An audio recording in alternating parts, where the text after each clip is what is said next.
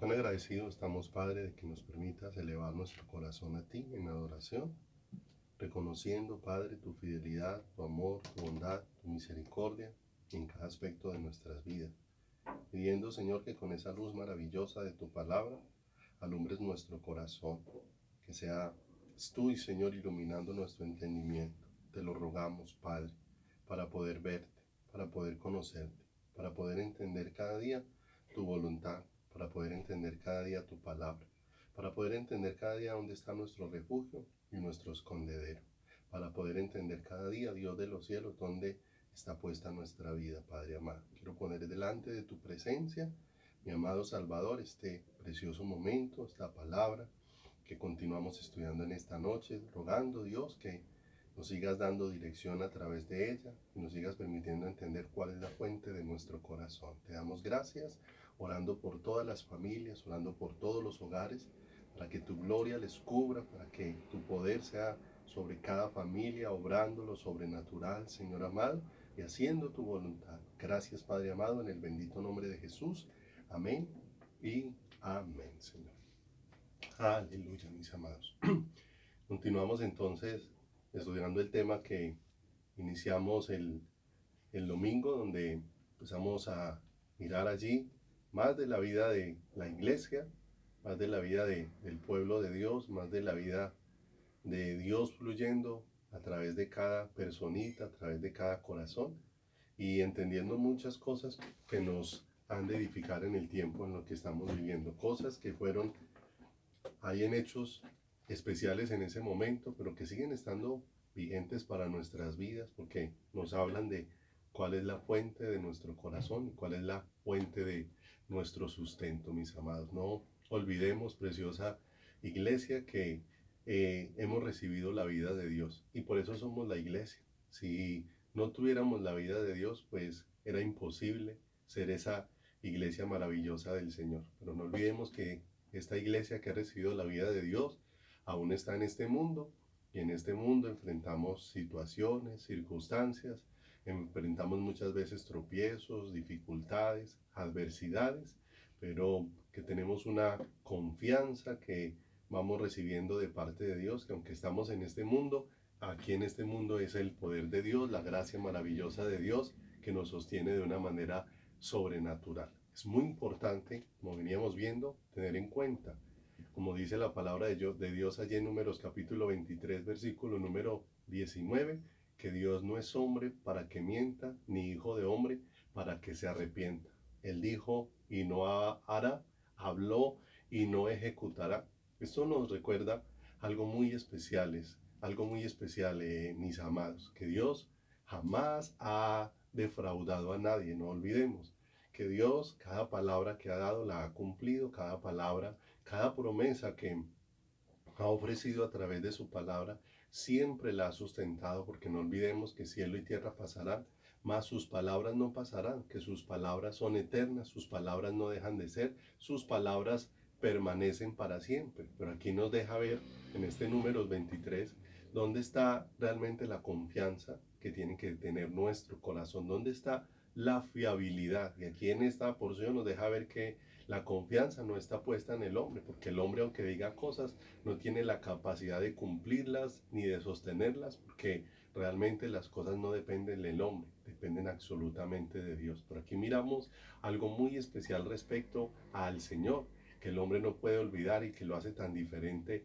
al ser humano, lo que hace tan diferente a Dios del ser humano, y es que Dios es fiel. No olvidemos que una de las cosas que el Señor le dijo a Israel cuando lo escogió es que conociera pues que Dios es Dios y que como Dios es un Dios que cada día nos manifiesta su fidelidad, que Dios es fiel, que Dios es un ser que cumple su palabra, y es allí donde está puesta nuestra esperanza, en la fidelidad, en la inmutabilidad de Dios, en un Dios que no cambia, un Dios que es el mismo ayer, hoy y por los siglos. Si me acompañas por favor un momento a Hebreos, en el capítulo número 10, en el versículo número 23. Hebreos capítulo número 10, en el verso número 23, la palabra de Dios nos habla y nos exhorta, nos estimula, nos da dirección de algo que Dios desea que permanezca en nuestro corazón y que viene de parte de Dios para nuestras vidas. Dice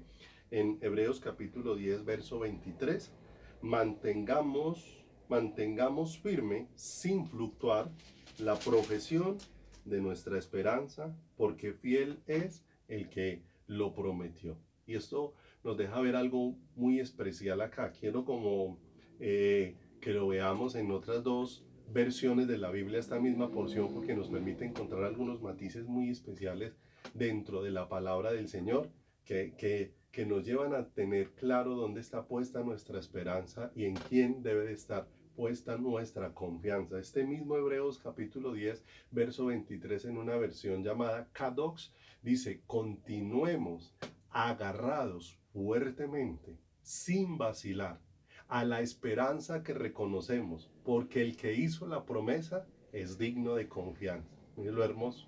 Como la palabra nos insta a permanecer aferrados y Dios nos da la fuerza para aferrarnos a Él, aferrarnos fuertemente, sin vacilar, sin dudar, porque realmente el que prometió, el que ha dado su palabra, la va a cumplir en nosotros. Esta misma porción de la escritura en la nueva traducción del viviente dice: mantengámonos firmes sin titubear en la esperanza que afirmamos, porque se puede confiar en que Dios cumplirá su promesa. ¿Te das cuenta? Que esto nos va dirigiendo hacia dónde está la fuente de nuestro corazón. No olvidemos, mis amados, Dios jamás ha defraudado a nadie y jamás defraudará a ningún ser humano. ¿Y por qué no lo defraudará? Porque Dios es fiel, porque Él cumple su palabra. Pero no olvidemos que Él no defraudará al ser humano en lo que Él prometió, no en lo que Él no prometió. No olvidemos que Dios jamás ha hecho una promesa donde diga que nos evitaría el dolor, donde nos evitarían los tropiezos, nos evitaría las circunstancias difíciles, nos evitaría tal vez un momento de enfermedad. No, la palabra de Dios no advierte ninguna de estas cosas, ni da por sentado que no podamos pasar por ellas. Pero la palabra de Dios sí nos da una promesa muy especial, que es en la que se afirma y confía nuestro corazón, porque vemos que así como muchas personas que han estado en el mundo en este tiempo se han contagiado con COVID, así también muchos creyentes también han sido afectados por el COVID, pero vemos cómo hay una diferencia especial entre el mundo y el creyente, y es que la vida del creyente está escondida con Cristo en Dios. Dios es su refugio, Dios es su escudo, Dios es su amparo, Dios es su fortaleza. Y ahí se va cumpliendo lo que Dios sí prometió, que Él estaría con nosotros en todo tiempo. Que Dios sí prometió: no te dejaré, no te desampararé. Mira lo hermoso, lo ha prometido y lo ha cumplido cada día de nuestras vidas. Dios prometió, como lo hemos visto en el Salmo 23, que confortará nuestra alma. Mientras estamos pasando alguna situación, la tranquilidad nuestra no viene de las circunstancias, sino de Dios, que es el que con su presencia nos permite estar tranquilos, teniendo la confianza de que Él tiene un control absoluto de todas las cosas. Que Dios prometió manifestarnos su gracia, y su gracia es suficiente para sostenernos. No olvidemos las palabras del Señor a Pablo: bástate mi gracia, porque mi poder se perfecciona en tu debilidad. Y que todas estas cosas son más que suficientes para sostenernos, y que en ello jamás Dios ha defraudado, en ello jamás Dios ha faltado. Por eso, cuando leemos aquí de esta esperanza que hay en Hebreos, donde nos permite ver que tenemos la confianza y la certeza, la seguridad, y nos aferramos fuertemente, es a la promesa hecha por Dios, porque ciertamente Dios cumplirá lo que Él ha dado a través de su palabra. Esta esperanza, mis amados, es una esperanza segura, porque está basada en la fidelidad de Dios. No olvidemos que la palabra de Dios en muchas ocasiones nos deja ver que Dios es fiel a sí mismo, como lo hemos aprendido. Hemos mirado allí en Timoteo, hay un testimonio donde dice que aunque nosotros somos infieles, Dios permanece fiel, porque Él no puede negarse a sí mismo. De manera que no depende de nuestra fidelidad, sino depende de la fidelidad de Dios. Dios y eso hace parte del carácter y de la naturaleza. No soy yo el que provoco la fidelidad, es Dios mismo el que provoca su fidelidad y nos la manifiesta a nosotros y con ella va transformando nuestras vidas para que nosotros le seamos fiel a Él. El Salmo 117 también nos habla acerca de esto, porque dice la escritura que Él ha engrandecido sobre nosotros su misericordia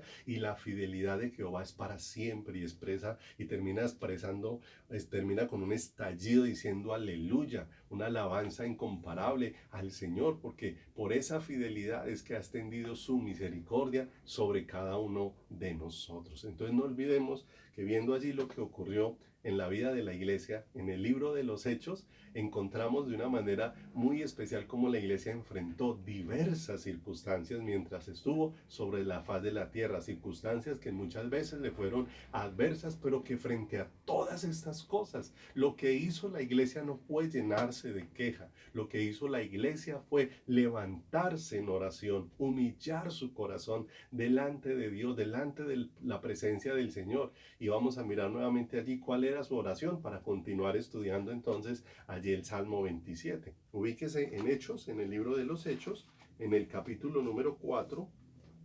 Hechos, en el capítulo número 4, en el versículo número 29. Hechos 4, 29. Y ahora, Señor, mira sus amenazas y concede a tus siervos que con todo denuedo hablen tu palabra mientras extiendes tu mano para que se hagan sanidades y señales y prodigios mediante el nombre santo de tu Hijo Jesús.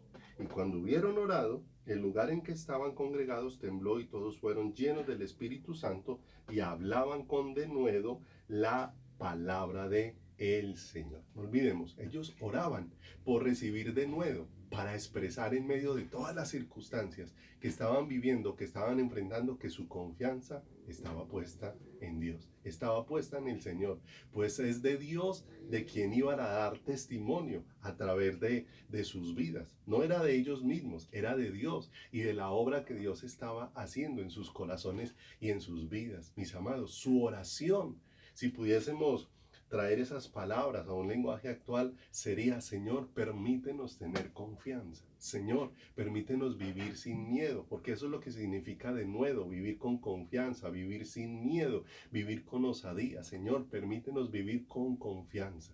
Permítenos, Señor, vivir sin miedo, teniendo valor para anunciar que estamos en tus manos, que dependemos de ti, que tú eres nuestro Dios, que tú eres el que nos sustentas.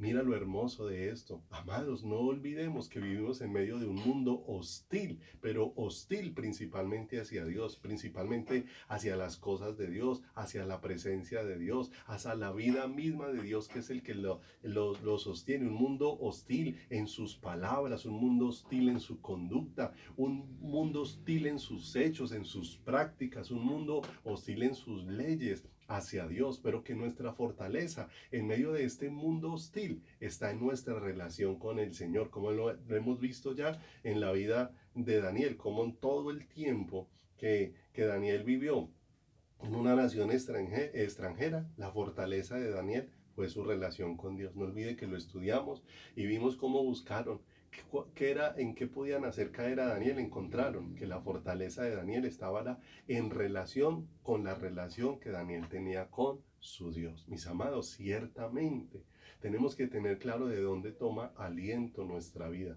de dónde toman fuerzas nuestras vidas, de dónde toma esperanza nuestro corazón. Y no es de mirar alrededor, no es de poner la mirada en las circunstancias. No olvidemos lo que dijo el salmista: levantaré mis ojos a los montes. ¿De dónde vendrá mi socorro? Levantó su mirada en toda dirección y se dio cuenta que su socorro no podía venir de las cosas naturales, sino que tenía que venir del corazón mismo de Dios. Levantaré mis ojos a los montes. ¿De dónde vendrá mi socorro? Mi socorro viene del Señor que hizo los cielos y la tierra. Hace un reconocimiento especial de que el socorro no viene de lo creado, el socorro viene del Creador, del que proceden todas las cosas, del que hizo en todas las cosas. Y que como Pablo, mis amados, nosotros tenemos que aprender a vivir cualquiera sean nuestras circunstancias, teniendo como la fuente de nuestro corazón al Señor. Mis amados, cualquier situación que nosotros enfrentemos, no olvidemos, sea de abundancia, o de escasez de salud, o de enfermedad, de tranquilidad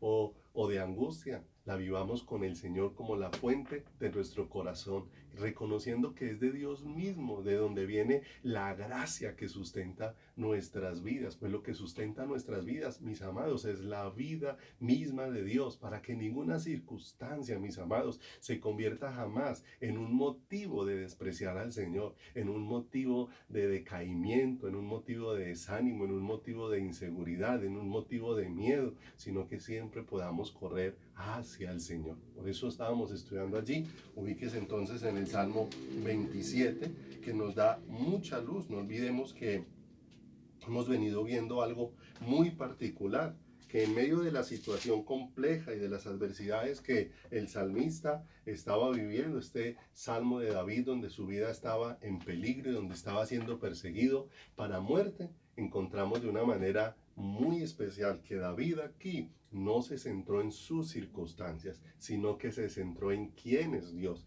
pero no simplemente en quién es Dios, sino en quién es Dios para su corazón. Por eso necesitamos conocer a Dios de una manera personal, por eso Dios nos está invitando a una relación personal con Él, mis amados, a una relación personal con el Creador. Mira lo que dice entonces el Salmo 27:1, nuevamente léalo conmigo. Jehová es mi luz y mi salvación. ¿De quién temeré? Jehová es la fortaleza de mi vida. ¿De qué he de atemorizarme? Mira lo hermoso. La verdadera luz, mis amados, que alumbra mi corazón, es aquella que me lleva a ver a Dios con más claridad. Aquella que me lleva a ver lo que Dios ha dispuesto. Dios mismo me alumbra con su luz y me muestra quién es Él. Y Él es el que me sacia. Mira lo hermoso. ¿Dónde está encontrando en medio de sus circunstancias lo que sostiene su vida y lo que lo libra de todo temor? Lo que está encontrando el rey David aquí es que Dios es la fuente de su corazón, es que Dios es la fuente. No olvidemos que veíamos un aspecto muy primordial dentro de estas palabras, que David no se expresa de Dios como una luz general, no expresa la salvación de Dios como una generalidad, ni expresa la fortaleza de Dios como una generalidad, sino que él empieza a hablar es de lo que es Dios para su corazón, de cómo la vida de Dios ha afectado su existencia, ha afectado todo su ser. Por eso él dice de manera personal, Dios es mi luz, Dios a mí me ha alumbrado, Dios a mí me ha salvado y Dios a mí es el que me fortalece. O sea, Dios me provee de él mismo a mi corazón, Dios de él mismo deposita sobre mi vida, Dios de él mismo vierte sobre todo mi ser, sobre todo mi corazón, mis amados.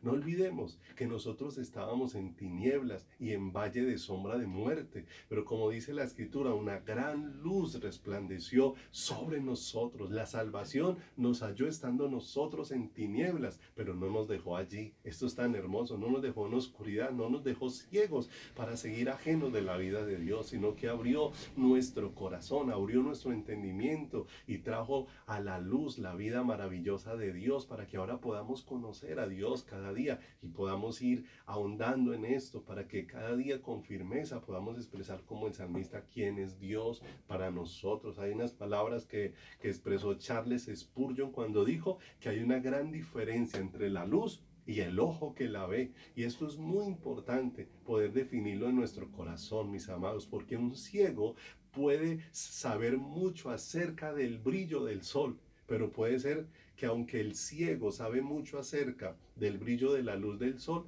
esta luz no esté brillando para él, no le esté dando luz a él, mis amados. Y es lo que nosotros necesitamos.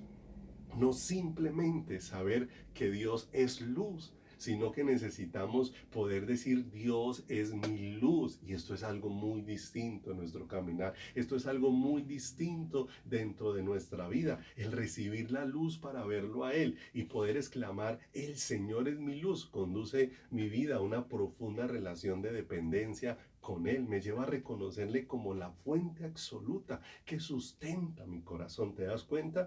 Que Él se convierte en el todo de mi vida cuando esa luz va alumbrando mi corazón y va alumbrando todo mi mi ser, porque me va permitiendo es verlo a Él. No olvidemos que en su luz veremos la luz, que Él va alumbrando nuestro corazón, es para que lo podamos ver a Él con más claridad, porque una cosa es conocer todos los beneficios que trajo el Señor al enviar un Salvador, y otra muy diferente cuando empiezo a experimentar que yo soy el beneficiado, que no fueron unos beneficios simplemente generales, sino que Dios estaba pensando en beneficiarme a mí, y ahí es donde empiezo a sentir mi vida cubierta con la presencia gloriosa y maravillosa del Creador, mis amados. El Señor, que es mi luz, no olvidemos, mis amados, eso significa que está conmigo, mis amados, aún en las tinieblas de la persecución, aún en los momentos difíciles de la economía, aún en aquellos momentos donde hay amenaza de enfermedad, aún en aquellas condiciones hostiles que podemos encontrar en el mundo, aún a pesar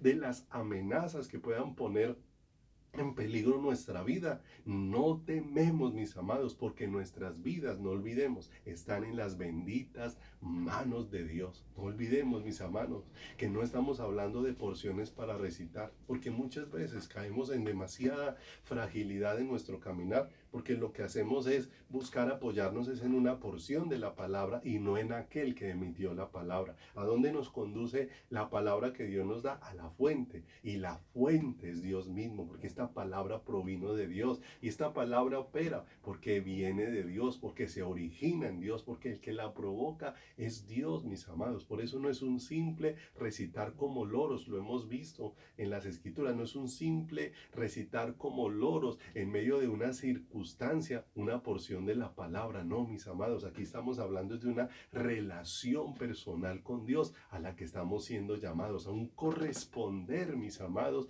al llamado que Dios nos está haciendo, atrayéndonos hacia Él para que le conozcamos, y que todo lo que nosotros somos repose en quién es Él. Allí es donde está el verdadero reposo de nuestro corazón. Y entonces, mire lo hermoso, el ciego puede definir la luz, pero jamás ha disfrutado del brillo de ella sobre él. Pero nosotros, amados, si hemos recibido la luz, si hemos recibido la salvación de Dios, esa salvación ha alumbrado nuestro corazón. Por eso dice la Escritura, Dios es mi luz y mi salvación. Si la luz de Dios me ha alumbrado, es para que yo entienda todo lo que la salvación ha traído a mi corazón. No olvidemos quién es Dios. Cuando dice ahí, es mi salvación. ¿De quién temeré, mis amados? Él es el que me libra del mal, quien me libra de mis enemigos. Y muchas veces tenemos que darnos cuenta de algo al estudiar esta preciosa palabra, mis amados, que el mayor o los mayores enemigos que nosotros tenemos no están fuera de nosotros. Muchas veces los mayores enemigos que nosotros tenemos no son externos, sino son internos, aquí dentro de nuestro corazón, porque muchas veces no son las circunstancias las que me tienen derribado y las que me tienen en desánimo y las que me tienen decaído, sino los argumentos que en mi corazón, que hay dentro de mí, que se levantan contra el conocimiento de quién es Dios. Eso es lo que muchas veces tiene derribado mi corazón, mis amados. Cuando Israel estaba encerrado entre los egipcios y el mar, allí cuando Dios lo sacó de la tierra de Egipto con su mano poderosa, allí donde no había por dónde huir, lo que necesitaban allí era conocer a Dios de una manera más profunda, no como el Salvador, sino como su Salvador, que Israel pudiera decir, no es Dios el Salvador, sino es Dios mi Salvador. Y esto es lo que cambia todas nuestras circunstancias, mis amados. Y vamos allí un momento a Éxodo. Si tú ubicas ahí en Éxodo, por favor, en el capítulo número 14, Éxodo, capítulo número 14, en el versículo número 13.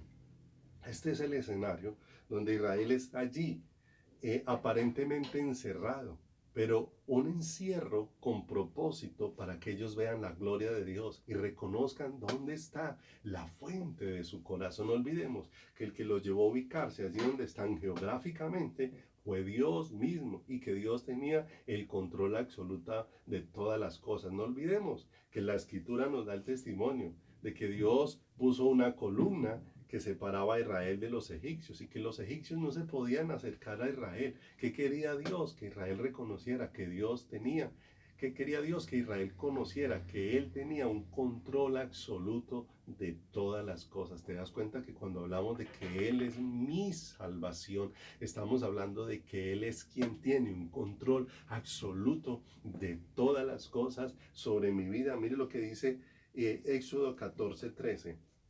Y Moisés dijo al pueblo: no temáis, estad firmes y ved la salvación que Jehová hará hoy con vosotros, porque los egipcios que hoy habéis visto, nunca más para siempre los veréis.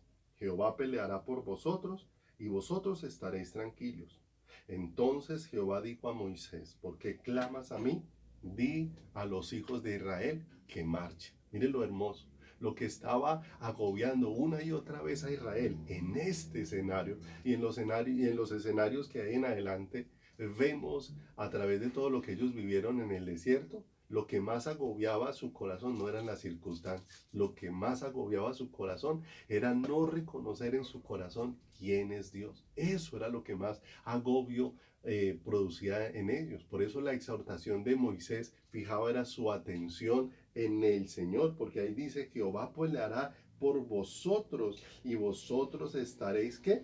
Tranquilos. Y en el verso 13 dice: y ved la salvación que Jehová hará hoy con vosotros, mis amados. Esta exhortación hecha por Moisés allí fijaba los ojos es en quién es Dios, cuyo poder ellos ya habían visto en Egipto. No olvidemos que Dios había empezado, en la medida que fueron avanzando los juicios sobre Egipto, Dios empezó a manifestar un cuidado especial en la tierra de Gosén sobre Israel, para que Israel fuera reconociendo quién era el Señor. Todo lo que ellos tenían que hacer era estar firmes y contemplar a su Dios obrando, a su Dios haciendo, que marchen, es lo que el Señor les envía a decir, que se dirijan hacia Dios, que busquen a Dios, que se relacionen con Dios, que busquen su corazón, que busquen su palabra, que escuchen a Dios. Eso es lo que necesariamente vemos aquí con este momento donde hay que marchar.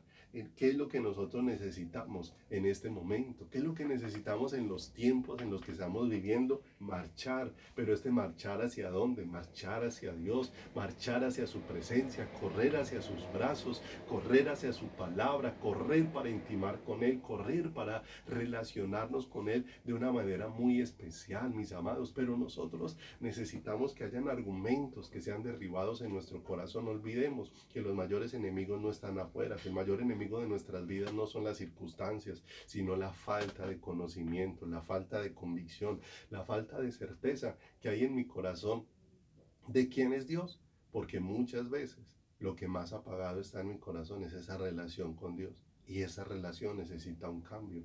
Allí es donde empieza todo el cambio de nuestras vidas. Recordamos a una persona como Nabucodonosor, que tal vez muchas veces lo tenemos como un ejemplo de arrogancia, como un ejemplo de altivez, como un ejemplo de una persona sorda ante Dios, pero que tantas veces también se convierte en un reflejo de lo que tantas veces nosotros actuamos, porque Nabucodonosor tenía una expresión que se había vuelto muy común en Nabucodonosor durante un tiempo, y que tal vez se ha vuelto muy común también en nuestros días, esta expresión de Nabucodonosor. Él no se refería a Dios como su Dios, sino como el Dios de Daniel. Sacaba edictos. ¿Cuántos edictos sacó Nabucodonosor después de acontecimientos extraordinarios donde Dios manifestó su poder, su gracia, su misericordia, su luz, su revelación, y sacó edictos para que se honrara al Dios de Daniel? Pero cuando los argumentos de su corazón fueron derribados, entonces esta frase cambió dentro de su corazón. Y esto es lo que tiene que cambiar, amados Dios, dentro de nosotros, para poder decir: cada día Dios es mi luz y mi salvación, donde me estoy apoyando en la fuente de mi corazón, que es el Señor. Vaya conmigo allí, por favor, al libro del profeta Daniel.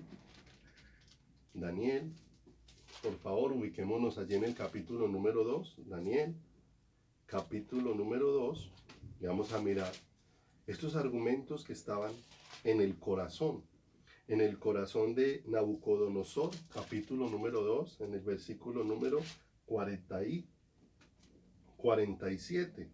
Y mira lo tremendo, cuando el rey tuvo a aquel sueño donde vio una estatua y después Dios trajo luz a través de Daniel para que le fuera indicado qué era lo que significaba esta estatua, cuál era el propósito de Dios, qué era lo que Dios estaba anunciando a través de todo esto y quedó sorprendido Nabucodonosor de lo que había acontecido, de cómo le había sido indicado lo que él había soñado, pero no solamente lo que él había soñado, sino que había venido la interpretación, la explicación de todo lo que él había soñado. ¿Y quién podía saber esto sino Dios? Pero dice ahí en el 2:47 la frase que acostumbraba Nabucodonosor y que era un argumento dentro de su corazón que necesitaba ser derrumbado. Y dice la escritura, el rey habló a Daniel y dijo, el Dios de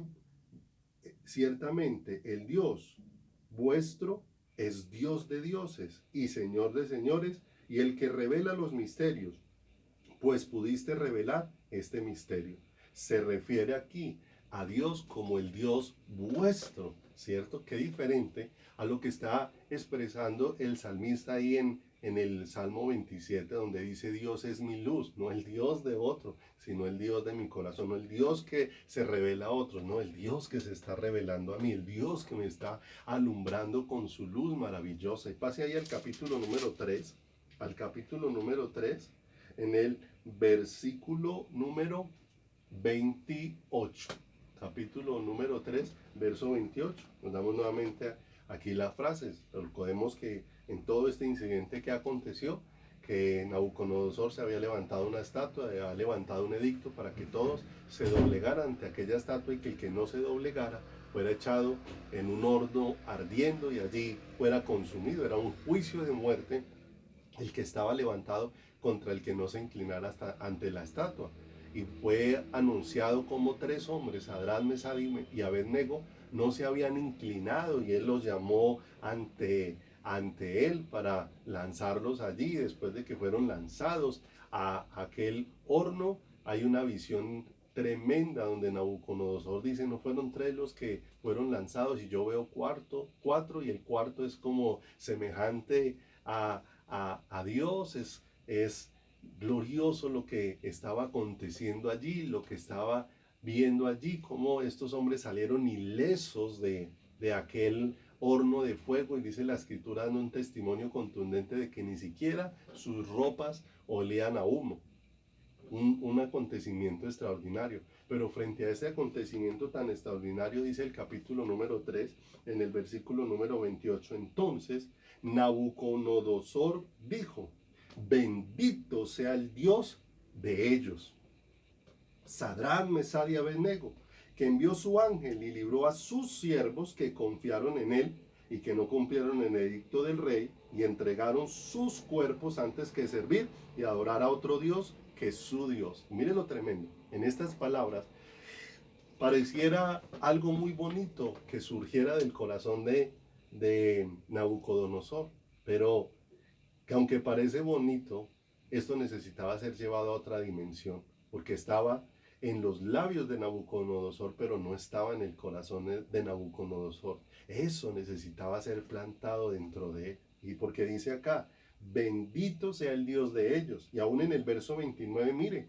cómo tenía la capacidad de dar edictos, porque dice, por lo tanto decreto que todo pueblo, nación o lengua que dijere blasfemia contra el Dios de Sadrach, Mesach y Abednego sea descuartizado y su casa convertida en muladar, por cuanto no hay Dios que pueda librar como este. Pero no olviden, aunque él está reconociendo que no hay Dios que pueda librar como Dios, él reconoce que no es su Dios, sino es el Dios de ellos, el Dios que los libra a ellos, el Dios que los guarda a ellos.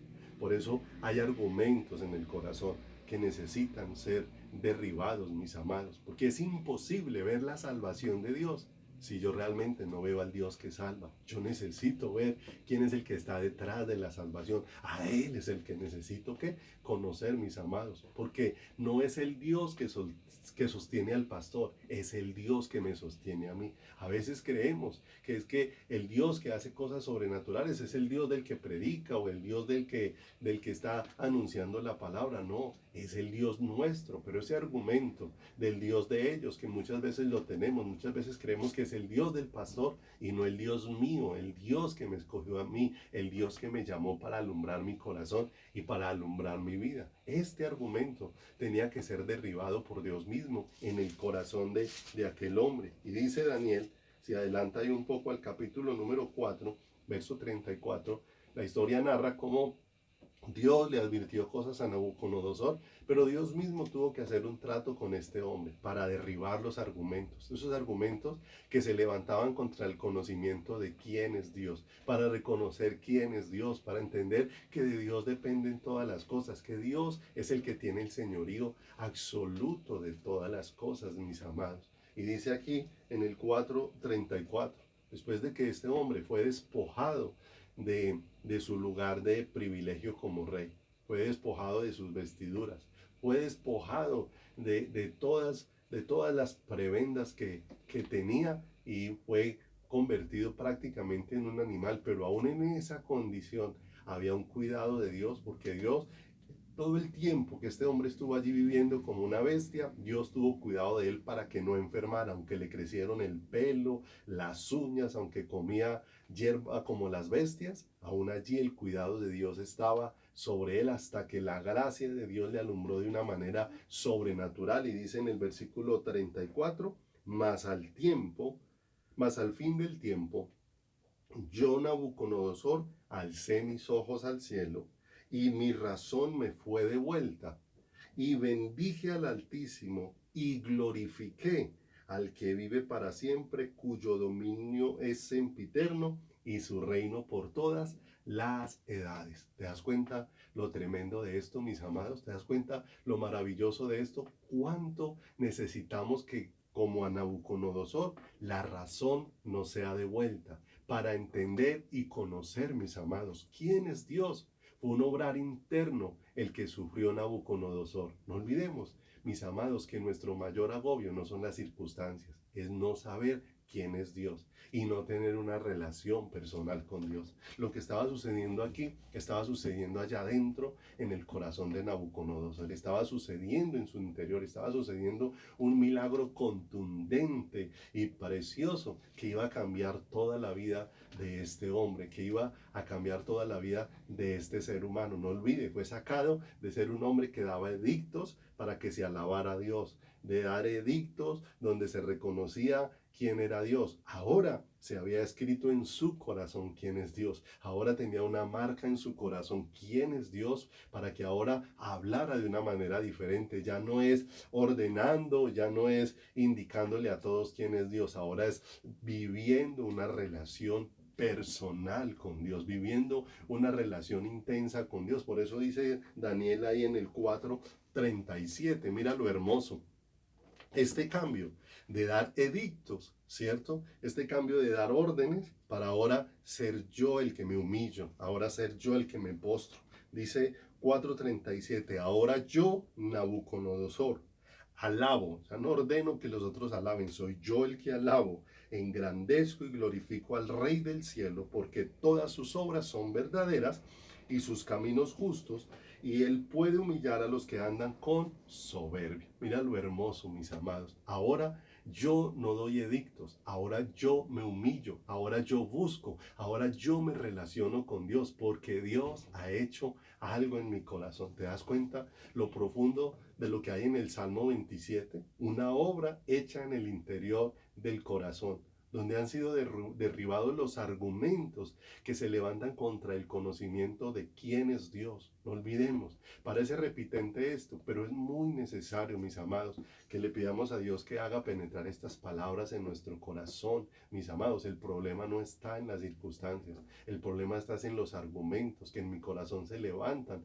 para no reconocer quién es Dios. Cuando estos argumentos fueron derribados en el corazón de Nabucodonosor, ahora se levantó un Nabucodonosor Nabucodonosor que está derramando su corazón delante de Dios, no un Nabucodonosor que aconseja a otros buscar a Dios, no un Nabucodonosor que busca a Dios, un Nabucodonosor que se relaciona con Dios, un Nabucodonosor que humilla, que se postra delante de Dios, un Nabucodonosor que reconoce que Dios es el que quita reyes y el que pone, que Dios es el que hace como quiera, que Dios es el soberano. Y cuando Dios es el soberano, entonces yo reconozco que mi vida es en las manos benditas del Creador, que mi vida es en las manos benditas del Dios vivo. Eso es reconocer, mis amados, esta salvación tan grande de Dios. Reconocer que Dios es mi salvación es algo muy profundo para nuestro corazón, es reconocer mi vida está en tus manos, mis amados. Cuando vemos allí en el Salmo 27, si vuelves allí,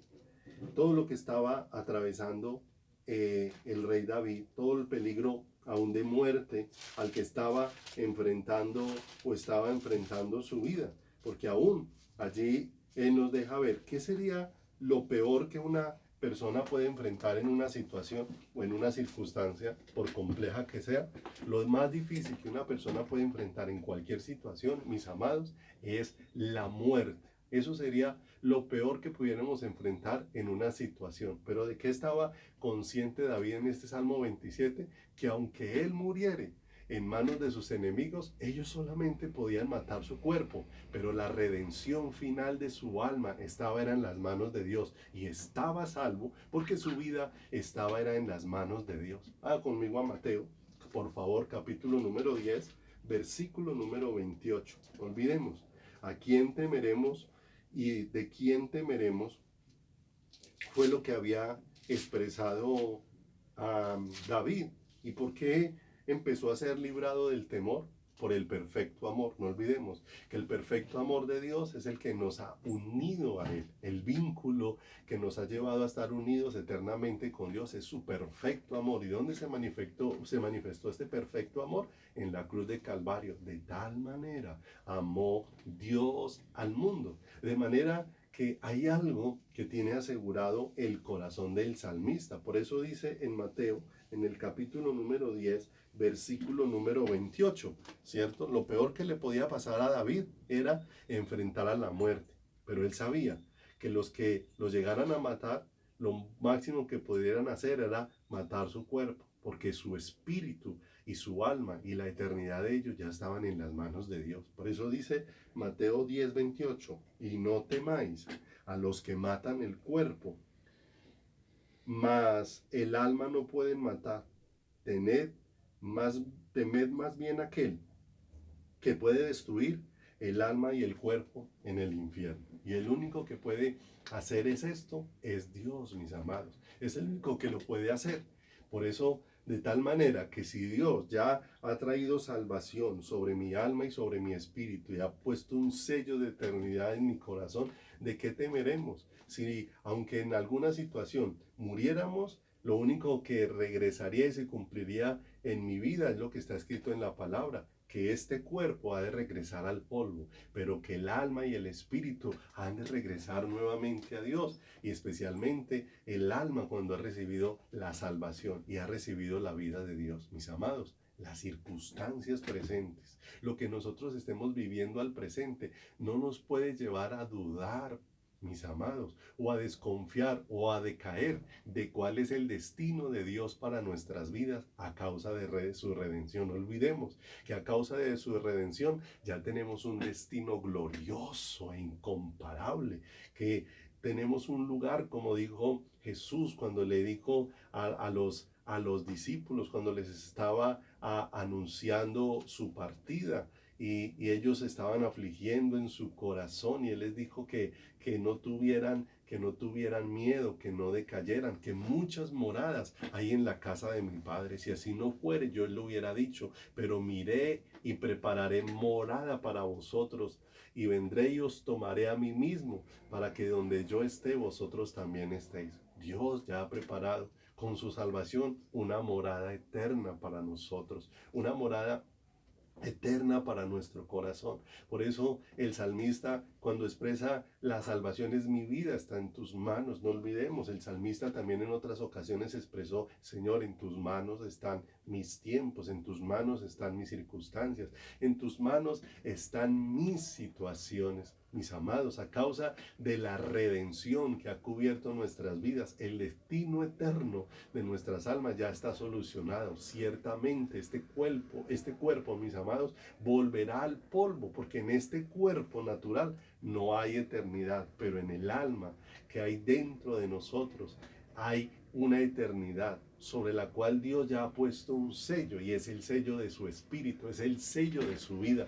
Nos ha sellado de manera que nada puede quitar ese regalo incomparable de nuestras vidas, mis amados. No olvidemos la obra maravillosa de la cruz, la cual no podemos tener en poco en nuestras vidas y nuestros corazones a causa de nuestras circunstancias, mis amados. No podemos tener en poco esa obra para que no, por causa de ello, entonces no decaigamos y flaqueemos en nuestro caminar y en nuestras vidas. No olvidemos que lo que Dios hizo en la cruz del Calvario fue algo estelar, fue algo extraordinario, fue algo incomparable. Si alguien se gozó y se alegró de haber visto cómo Dios había resucitado a Lázaro, cómo aquel Lázaro que llevaba 4 días de muerte, aquella mujer que se interpuso para decir, ¿cómo van a quitar la piedra si él ya hiede, ya está descompuesto en la condición en la que se encuentra? Es imposible que vuelva a la vida.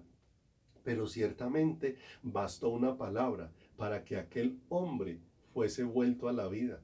Bastó un solo llamado de Dios, Lázaro, ven fuera. Y es más, cuando Lázaro salió fuera, ya Dios había obrado antes en la vida de Lázaro, ya había puesto de regreso, había puesto todas las partes nuevas dentro de su cuerpo, lo había vuelto a la vida, había sacado la pudrición de su cuerpo. Y mis amados, Dios ha dado un edicto allí en la cruz del Calvario, y ese edicto que ha dado allí en la cruz del Calvario es con el que nos llamó de muerte a vida, así como se hizo fuera de la tumba y desde allí llamó a Lázaro para decirle ven fuera. Desde la cruz del Calvario fue donde Dios nos llamó, y nos llamó a salir de la muerte para venir a Él, nos llamó a salir de las tinieblas para venir a su luz, nos llamó a salir del lodo cenagoso para venir a su presencia incomparable y maravillosa. Si perdemos esa luz en nuestro caminar, esa luz incomparable, porque centramos en nuestras vidas en las circunstancias